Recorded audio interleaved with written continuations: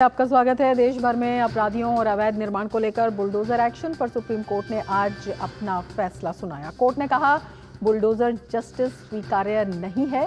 सुनवाई करते हुए कोर्ट ने कहा कि आरोपी होने पर भी आप किसी का भी घर गिरा नहीं सकते हैं। सख्त रुख अपनाते हुए अदालत ने कहा कि किसी भी कीमत पर जिम्मेदार अधिकारियों को बख्शा नहीं जाएगा। ये फैसला जस्टिस BR गवाई और जस्टिस KV विश्वनाथन की पीठ ने सुनाया। सुप्रीम कोर्ट ने बुलडोजर एक्शन को कानून का उल्लंघन बताया। कोर्ट ने कहा कि जब किसी का घर गिराया जाता है तो ये उस परिवार के सभी सदस्यों पर सामूहिक दंड के बराबर है, जिसे संवैधानिक प्रावधानों के तहत अनुमति नहीं दी जा सकती। अगर घर छीन लिया जाता है तो प्रशासन को ये दिखाना होगा कि ऐसा करना अंतिम उपाय था। इसके साथ ही बुलडोजर एक्शन पर सुप्रीम कोर्ट ने गाइडलाइंस भी तय की हैं। तो सुप्रीम कोर्ट ने गाइडलाइंस तय की हैं। सुप्रीम कोर्ट ने कहा है कि बुलडोजर एक्शन से पहले नोटिस देना जरूरी है। सुप्रीम कोर्ट ने यह भी कहा है बिना कारण बताओ नोटिस के कोई भी मकान नहीं गिराया जाना चाहिए। इसके साथ ही बिना पक्ष सुने कोई भी एक्शन नहीं होना चाहिए। कम से कम 15 दिनों का वक्त जो है वो दिया जाना चाहिए। नोटिस रजिस्टर्ड पोस्ट से भेजा जाना चाहिए और इसके साथ ही मकान के बाहर भी इसे चस्पा किया जाना चाहिए। सुप्रीम कोर्ट की ये गाइडलाइंस हैं जिसमें साफ साफ कहा गया है कि नोटिस में साफ साफ जिक्र होना चाहिए कि कैसे नियमों का उल्लंघन हुआ है। तो नियमों का उल्लंघन किस तरह से हुआ है इसका स्पष्ट जिक्र होना चाहिए। अथॉरिटी को मकान मालिक को सुनवाई का मौका भी देना चाहिए। तो सुनवाई के मौके देने की भी बात कही है। साथ ही ये भी कहा है डिमोलिशन की प्रक्रिया की वीडियोग्राफी भी होनी चाहिए। तो ट्रांसपेरेंसी का भी पूरा ध्यान रखा जाना चाहिए। डिमोलिशन रिपोर्ट को डिजिटल पोर्टल पर डाला जाना चाहिए। तो डिजिटल पोर्टल जो है उस पर भी ये रिपोर्ट डाली जाएगी। अगर कोई अधिकारी इन दिशा निर्देशों की अवहेलना करता है तो उसके खिलाफ अदालत की अवमानना का मामला चलेगा। इसके साथ ही अधिकारियों को पता होना चाहिए कि अगर वो इसका उल्लंघन कर डिमोलिशन करते हैं तो फिर से मकान बहाली की जिम्मेदारी उनकी होगी। इसका खर्च अधिकारियों को अपनी जेब से भरना होगा। मकान मालिक को भेजे गए नोटिस की एक कॉपी ऑफिस ऑफ कलेक्टर या डिस्ट्रिक्ट मैजिस्ट्रेट को भेजी जानी चाहिए। तो नोटिस ज़रूरी है और तमाम दिशा निर्देश हैं। बताया है सुप्रीम कोर्ट ने कि क्या किया जाना चाहिए, क्या नहीं किया जाना चाहिए। तो ये सुप्रीम कोर्ट की गाइडलाइंस है जिसमें कहा गया है कि नोटिस जो है वो ज़रूर दिया जाना चाहिए।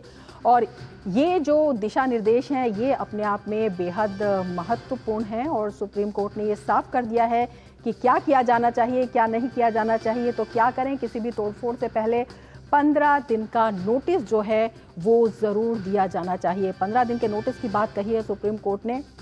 इसके साथ ही कारण बताओ नोटिस ये जारी किया जाना चाहिए। तो ये एक जो पूरा समय है वो देने की बात कही है। नोटिस के बगैर ये कार्रवाई नहीं होनी चाहिए। साथ ही ये जो नोटिस है ये जो मालिक है उसे पंजीकृत डाक के द्वारा दिया जाए जिससे कि उसके पास नोटिस पहुंच जाए और संरचना का जो बाहरी हिस्सा है उस पर ये नोटिस लगाया जाएगा जिसके खिलाफ जो है एक्शन लिए जाने की बात कही जा रही है। उसके बाहर ये चस्पा किया जाएगा नोटिस और उसके बाद ही तमाम जो दिशा निर्देश हैं या तमाम कदम उठाए जाएंगे। साथ ही ये जो नोटिस है इसमें अनधिकृत निर्माण की प्रकृति, विशिष्ट उल्लंघन का विवरण और तोड़फोड़ के आधार भी दिए जाने चाहिए। उन्होंने बताया कि ऐसे ही किसी संरचना को नहीं गिराया जाएगा। इसमें जो अनधिकृत निर्माण है वो किस तरह से अनधिकृत है, उसमें किस तरह का उल्लंघन किया गया है। तो ये सब जो है दिशा निर्देश हैं जिसमें ये भी कहा गया है कि समझौता योग्य या आंशिक रूप से तोड़फोड़ की संभावना का आकलन भी। ऐसा नहीं है कि संरचना को एकदम तोड़ दिया जाना चाहिए। अगर इसमें कोई समझौता हो सकता है या जो आंशिक तोड़फोड़ है उससे जो है स्थिति बरकरार रखी जा सकती है तो वो भी हो सकता है। साथ ही आदेश में स्पष्टीकरण शामिल होना चाहिए कि तोड़फोड़ क्यों आवश्यक है। अगर तोड़फोड़ आवश्यक है तो उसके पर्याप्त कारण होने चाहिए। ऐसे ही नहीं कि कहीं भी बुलडोज़र चला दिया गया। और साथ ही ये भी कहा है सुप्रीम कोर्ट ने कि सभी नोटिस नगर निकाय के निर्दिष्ट पोर्टल पर डाले जाने चाहिए। तो ट्रांसपेरेंसी जो है इसमें ज़रूर होनी चाहिए और जो नगर निकाय का नोटिस है, पोर्टल है, उस पर ये सारे नोटिस डाले जाने चाहिए। साथ ही अनुपालन की जो निगरानी है उसके लिए जिला मजिस्ट्रेट को जवाबदेह बनाया गया है। तो पूरी जवाबदेही जो है इसमें तय होनी चाहिए। इसके साथ ही तोड़फोड़ की वीडियोग्राफी भी की जानी चाहिए। तो पूरी जिस तरह से पारदर्शिता है उसका ध्यान रखा जाना चाहिए और दिशा निर्देशों का उल्लंघन जो है वो अवमानना को आमंत्रित करेगा। यानी कि जो भी ऑफिसर हैं अगर वो दिशा निर्देश का उल्लंघन करते हैं तो उनके खिलाफ कार्रवाई भी हो सकती है। अब है क्या ना करें, उसमें 15 दिन का पूर्व नोटिस दिया जाए बगैर वैधानिक दिशा निर्देशों का पालन किए बिना कोई भी विध्वंस नहीं होना चाहिए। तो जो दिशा निर्देश दिए गए हैं उनका पालन होना चाहिए, उनके पालन के बगैर कोई भी कार्रवाई नहीं होनी चाहिए। साथ ही कानून की उचित प्रक्रिया का पालन किए बिना आरोपी या दोषी के खिलाफ मनमानी कार्रवाई नहीं की जा सकती है। तो पूरी प्रक्रिया है जो सुप्रीम कोर्ट ने बताई है, दिशा निर्देश दिए हैं और उन्होंने कहा है कि ये पूरी प्रक्रिया का पालन किया जाना चाहिए और अगर इसके तहत ज़रूरी माना जाता है तभी जो है कोई कार्रवाई होनी चाहिए, नहीं तो जो जवाबदेही तय की गई है और उसके खिलाफ जो कार्रवाई है वो भी की जा सकती है जो जिम्मेदार अधिकारी हैं उनके खिलाफ। भारतीय जनता पार्टी ने बुलडोजर एक्शन पर सुप्रीम कोर्ट के फैसले का स्वागत किया है। पार्टी प्रवक्ता संबित पात्रा ने कहा कि कानून का पालन करते हुए बुलडोजर की कार्रवाई होनी चाहिए। बुलडोजर, सुप्रीम कोर्ट और मकानों का सवाल है। भाजपा का मत बिल्कुल स्पष्ट है। हम सभी सुप्रीम कोर्ट का सम्मान करते हैं और ये जो विषय आया है यह कोई एक राज्य के लिए या एक दूसरे राज्य के लिए नहीं, ये पूरे भारतवर्ष के लिए आया है। स्वाभाविक रूप से आज भारतवर्ष में कानून का राज है, संविधान का राज है। जो भी यहां होता है संविधान के अनुसार होता है और अगर कुछ संविधान के अनुसार नहीं होता है उसके लिए भी प्रावधान है। आज पूरे हिंदुस्तान में यदि अपराधियों के मन में कहीं न कहीं डर है तो हमें लगता है कि अपराधियों के मन में डर होना एक अच्छे देश की निशानी होती है। हम सुप्रीम कोर्ट के इस वर्डिक्ट का स्वागत करते हैं। तो बीजेपी ने इसका स्वागत किया है और कहा है कि ये जो एक्शन है संविधान सम्मत होना चाहिए और अपने आप में ये एक बड़ा फैसला है। किस तरह से ये असर डालेगा और क्या कुछ इसके मायने हैं, यही हम खास आज चर्चा करेंगे। हमारे साथ वरिष्ठ अधिवक्ता संजय चड्ढा इस वक्त जुड़ चुके हैं। संजय जी, बहुत स्वागत है आपका हमारे इस कार्यक्रम में और सबसे पहले आपकी पहली प्रतिक्रिया जानना चाहेंगे, किस तरह से इस पूरे फैसले को देखते हैं, इन दिशा निर्देशों को देखते हैं और क्या कहना चाहा है इनमें सुप्रीम कोर्ट ने? Thank you Rama ji. देखिए, ये बहुत ही इंपॉर्टेंट जजमेंट है और रूल ऑफ लॉ के साथ है। जो कानून की व्यवस्था हमारे कॉन्स्टिट्यूशन में निहित है, एक होता है प्रिंसिपल ऑफ नेचुरल जस्टिस कि किसी भी व्यक्ति को बगैर सुने आप उसके प्रति को निर्णय नहीं दे सकते, या कोई भी अधिकारी एग्जीक्यूटिव पर्सन क्या वो दंडात्मक कार्रवाई कर सकता है? क्या वो एक जस्टिस बन सकता है अपने सीट पे बैठे हुए जबकि उसके पास पावर्स नहीं? और इस तरह के कुछ एक चीजें सामने आई। इससे पहले भी सुप्रीम कोर्ट ने इस तरह के कृत्य को, मैं कृत्य कह रहा हूं, स्वीकार नहीं किया क्योंकि ये विधि संगत नहीं है, न्याय संगत नहीं है। कानून की व्यवस्थाएं जो हमारे कॉन्स्टिट्यूशन में निहित है उनके साथ उसका तालमेल नहीं बैठता और उसी को बहुत अच्छे से तरीके से मुझे ऐसा लगता है कि कॉन्स्टिट्यूशन के तहत सुप्रीम कोर्ट ने कहा। एक बहुत अहम बात है, इसका मायना ये नहीं है जो ये जजमेंट है कि किसी भी सार्वजनिक प्रॉपर्टी को, पब्लिक प्रॉपर्टी को ऊपर अगर कोई व्यक्ति बैठा है उसको हटाने के लिए अगर कोई बुलडोजर चलता है तो वो चलेगा। उसको कोई सरकारी जमीन है उस पर कोई व्यक्ति कब्जा कर लेता है तो वो चलेगा। लेकिन क्या जो ऐसी कुछ एक किस्से हमने पीछे पास्ट में सुने, क्या एक व्यक्ति जो कि दोषी है, किसी क्राइम का अभियुक्त है, दोषी भी नहीं है, उस अभियुक्त को पकड़े जाने पर, पकड़ने के लिए या उस प्रोसेस में जाने के लिए उसके घर को डिमोलिशन कर देना बिना किसी न्यायिक आदेश के, न्यायिक आदेश का अर्थ है न्यायालय के द्वारा पास किए आदेश के बिना अगर आप करते हैं तो ये गैर कानूनी होगा।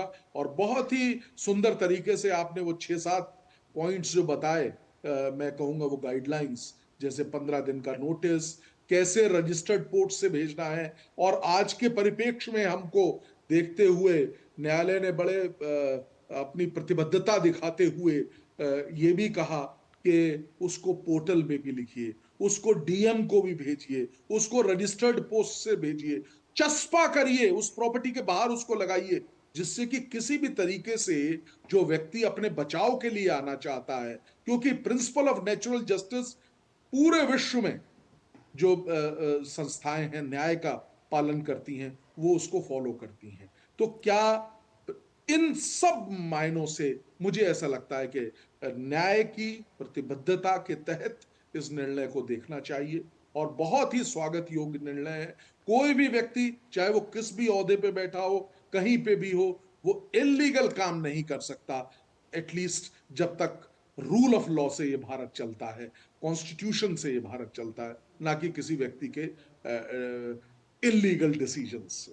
बिल्कुल, बेहद अहम बात आपने कही। पारदर्शी तरीके से ये पूरी प्रक्रिया होनी चाहिए और एक जो लॉ ऑफ नेचुरल जस्टिस है उसका पूरा ध्यान इसमें रखा गया है कि जो न्याय के अधिकारी हैं या उनको अपनी तैयारी करने का भी पूरा मौका दिया जाना चाहिए जिन पर ये कार्रवाई करने की बात कही गई है। एक और बात बेहद महत्वपूर्ण है कि यदि आंशिक रूप से तोड़फोड़ जो है वो बहुत ज़रूरी है या फिर कोई समझौता जो है उसमें हो सकता है, तो उसमें पूरे जो संरचना है उसका विध्वंस ना किया जाए, क्योंकि अगर एक कोई बिल्डिंग या संरचना गिरती है तो वो पूरे परिवार के ऊपर एक दंड होता है। एग्जैक्टली। सुप्रीम कोर्ट जब इस निर्णय को व्यक्त कर रहे थे तो सुप्रीम कोर्ट ने कहा कि देखिए, मैं उन्हीं शब्दों का इस्तेमाल करने का प्रयास करूंगा। सुप्रीम कोर्ट ने कहा कि क्या हम चाहेंगे, हमारा रूल ऑफ लॉ, हमारा कॉन्स्टिट्यूशन ये चाहेगा कि घर की महिलाएं, घर के बच्चे सड़क में सोएं?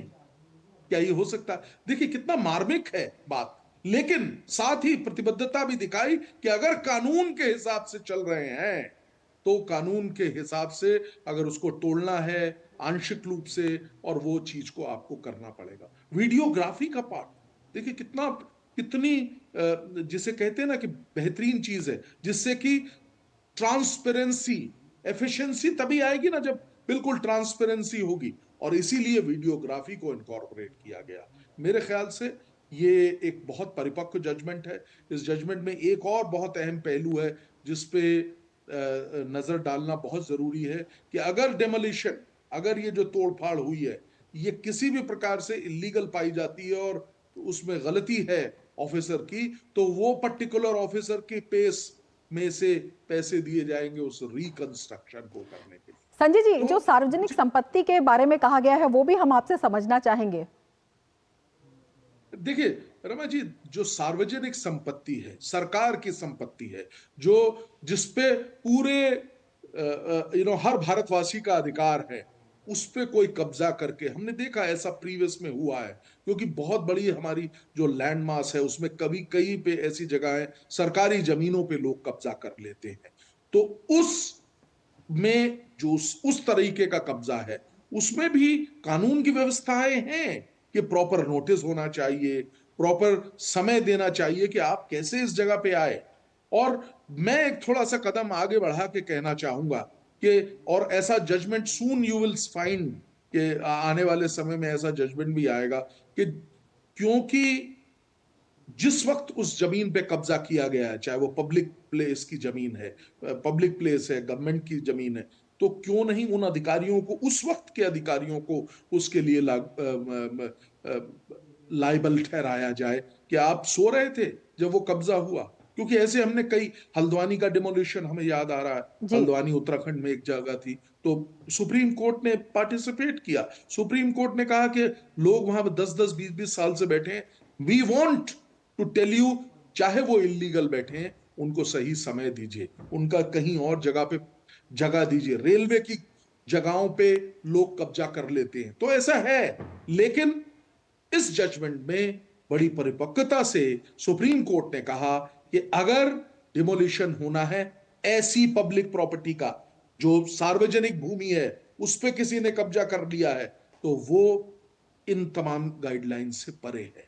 ये गाइडलाइंस ऐसे लोगों को नजर में रख के दी गई है, जैसे कोई अभियुक्त है, वो मिल नहीं रहा है या वो पकड़ा गया है, उसके लिए आप सीधे क्या रूल ऑफ लॉ को फॉलो किए बिना उसके घर को, उसके आशियाने को डिमोलिश कर सकते हैं। बिल्कुल सही है कि उसने क्राइम किया है, बड़ा जी। प्रत्यक्ष रूप से सबको दिख रहा है, वो भी रिकॉर्डेड है, but that doesn't mean criminal justice system का जो बहुत अहम चीज है, बिना ट्रायल के आप किसी को पनिश नहीं कर सकते।